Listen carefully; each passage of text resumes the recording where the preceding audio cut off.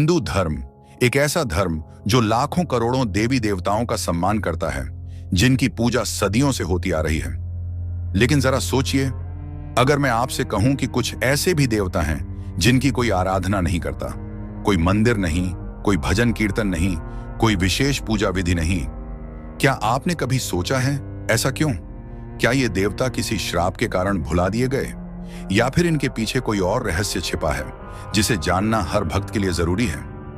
दोस्तों, आज हम आपको ऐसे 12 देवताओं के बारे में बताएंगे जिनका हिंदू धर्म में महत्वपूर्ण स्थान तो है, लेकिन फिर भी उनकी पूजा नहीं की जाती।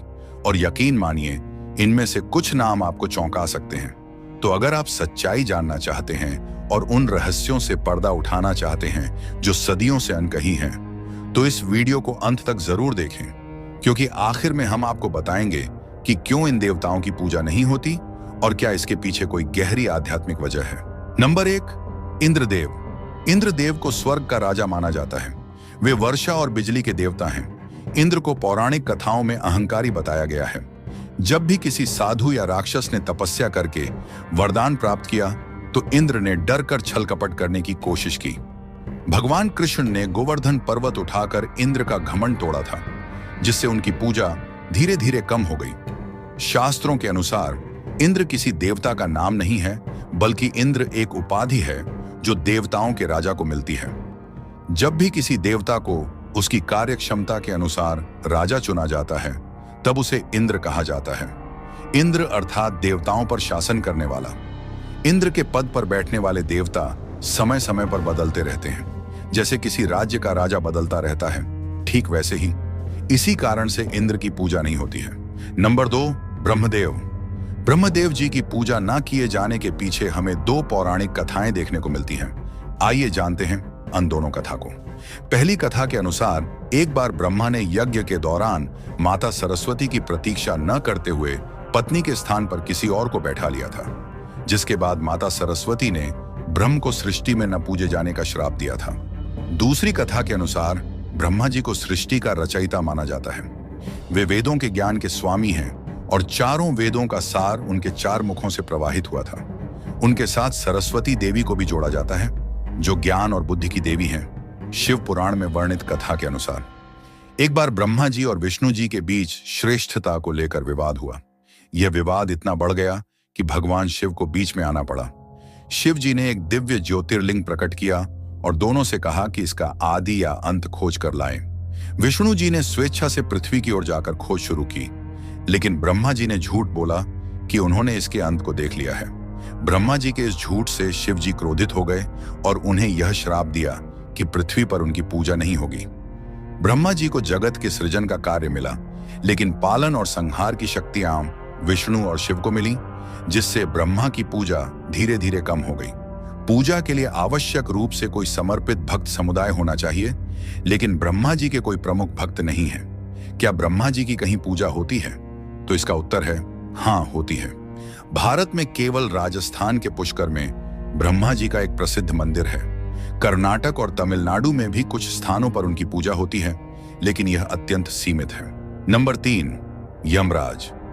यमराज की पूजा के पीछे कोई पौराणिक कथा नहीं है, बल्कि शास्त्रों में एक तर्क मिलता है। शास्त्र कहते हैं कि जब किसी देवता की पूजा की जाती है, तब उस देवता के दर्शन होते हैं या उस देवता की हमें हमारे आसपास होने और उसकी कृपा मिलने की अनुभूति होती है। चूंकि यमराज मृत्यु के देवता हैं, ऐसे में अगर उनकी पूजा की जाए तो वह भक्ति के बदले मृत्यु ही दे सकते हैं, क्योंकि उनके अधीन वही है।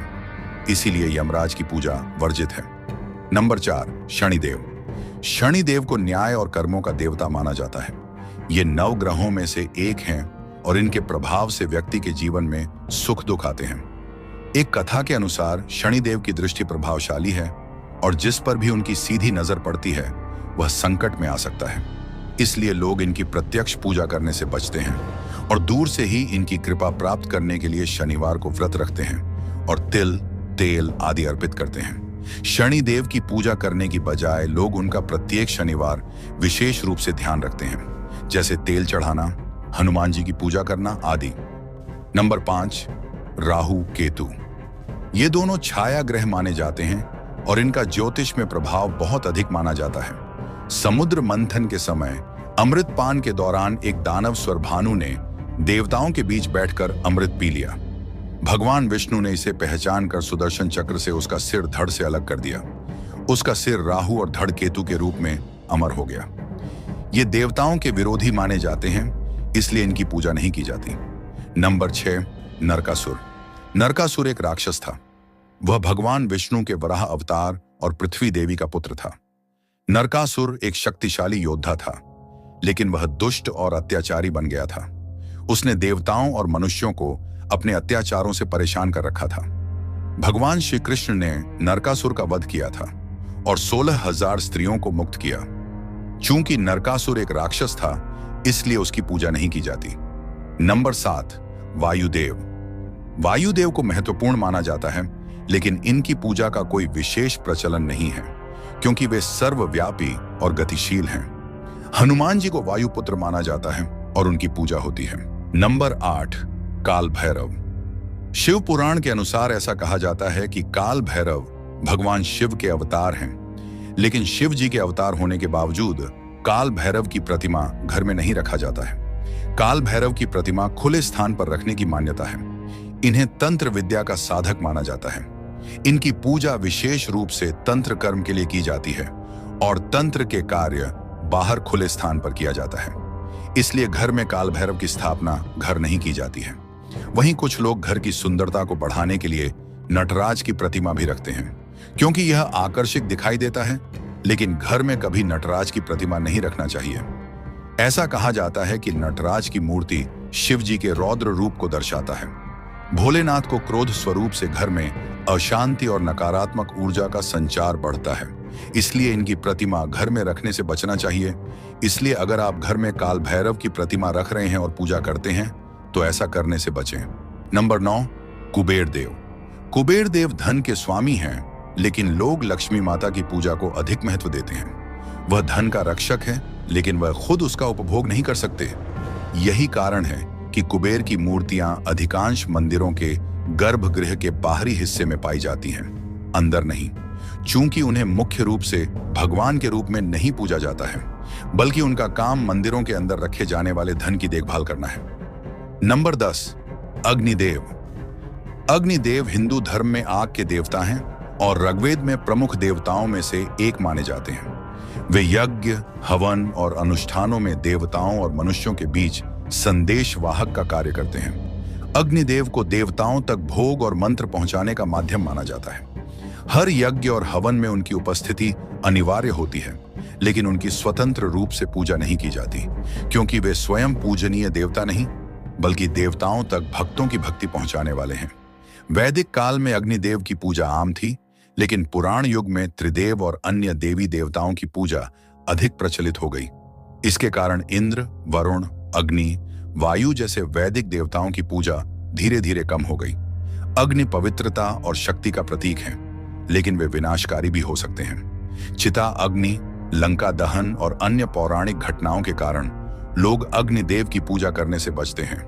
अग्नि को नियंत्रित करना कठिन होता है और वे ज्वलनशील होते हैं, इसलिए लोग उन्हें सीधे पूजने से बचते हैं। जल की पूजा संभव है, लेकिन अग्नि की पूजा करना व्यावहारिक रूप से मुश्किल माना गया। रामायण में माता सीता की अग्नि परीक्षा हुई, जिससे अग्निदेव पर संशय उत्पन्न हुआ। महाभारत में भी अग्निदेव का उल्लेख है, लेकिन उनकी स्वतंत्र पूजा का कोई विशेष वर्णन नहीं मिलता। अग्निदेव हिंदू धर्म में अत्यंत महत्वपूर्ण है, लेकिन उनकी पूजा की बजाय उन्हें यज्ञ और हवन का माध्यम माना जाता है। उनके द्वैत स्वभाव और अस्थिर प्रकृति के कारण उनकी स्वतंत्र पूजा करने की परंपरा विकसित नहीं हुई। नंबर 11, वरुण देव। वरुण देव जल के देवता और देवताओं के एक प्रमुख सदस्य हैं। वे समुद्रों और नदियों पर शासन करते हैं। वैदिक काल में वरुण देव की पूजा की जाती थी, लेकिन बाद में उनकी जगह गंगा, यमुना, सरस्वती जैसी नदियों की पूजा होने लगी। अब उनकी पूजा केवल विशेष वैदिक अनुष्ठानों में होती है। नंबर 12, चंद्रदेव। चंद्रदेव हिंदू धर्म में चंद्रमा के देवता हैं और नवग्रहों में शामिल हैं। वे सोम, शशांक और इंदु नाम से भी जाने जाते हैं। चंद्रदेव को शीतलता, मन और सौंदर्य का कारक माना जाता है। हालांकि उनकी पूजा बहुत कम होती है और केवल विशेष अवसरों पर ही की जाती है। चंद्रदेव की पूजा ज्योतिषीय कारणों से की जाती है, न कि श्रद्धा भाव से। लोग चंद्र ग्रह दोष, मानसिक शांति और सोमवती अमावस्या व्रत में उनकी पूजा करते हैं, लेकिन नियमित भक्ति का प्रचलन नहीं है। चंद्रदेव ने गुरु बृहस्पति की पत्नी तारा का हरण कर लिया था, जिससे देवताओं और असुरों में युद्ध हुआ। इस घटना से उनकी छवि नकारात्मक हो गई और उनकी पूजा का महत्व कम हो गया। चंद्रमा का आकार प्रतिदिन बदलता है, जिससे वे स्थिरता के प्रतीक नहीं माने जाते। देवता की पूजा स्थायित्व के लिए की जाती है, लेकिन चंद्रदेव स्वयं परिवर्तनशील हैं। समय के साथ त्रिदेव और देवी शक्तियों की पूजा अधिक प्रचलित हो गई, जिससे चंद्रदेव की पूजा गौण हो गई। चंद्रदेव की पूजा नियमित नहीं होती क्योंकि वे ज्योतिषीय दोष निवारण से जुड़े हैं, न कि भक्ति परंपरा से। पौराणिक कथाओं और उनकी परिवर्तनशील प्रकृति के कारण उनकी पूजा सीमित हो गई है। तो दोस्तों, ये थे वे 12 देवता जिनकी पूजा नहीं की जाती। इनकी कहानियां जितनी रहस्यमयी हैं, उतनी ही हमारी संस्कृति और पौराणिक ग्रंथों से जुड़ी हुई हैं। कुछ देवताओं को श्राप मिला, कुछ को समाज ने भुला दिया और कुछ को सिर्फ विशेष कारणों से पूजा नहीं जाता। लेकिन इनका अस्तित्व आज भी हिंदू धर्म में महत्वपूर्ण स्थान रखता है। अब सवाल आपसे, इनमें से किस देवता की कहानी ने आपको सबसे ज्यादा चौंका दिया? या फिर क्या आप किसी और ऐसे देवता के बारे में जानते हैं जिनका नाम इस सूची में नहीं था? अपने विचार हमें कमेंट सेक्शन में जरूर बताएं। अगर आपको ये वीडियो पसंद आया हो तो इसे लाइक करें, अपने दोस्तों के साथ शेयर करें और हमारे चैनल को सब्सक्राइब करना न भूलें, क्योंकि हम आपके लिए ऐसे ही रोचक और रहस्यमयी वीडियो लाते रहते हैं। धन्यवाद। फिर मिलेंगे एक नए विषय और नई कहानी के साथ। तब तक के लिए जय हिंद, जय सनातन।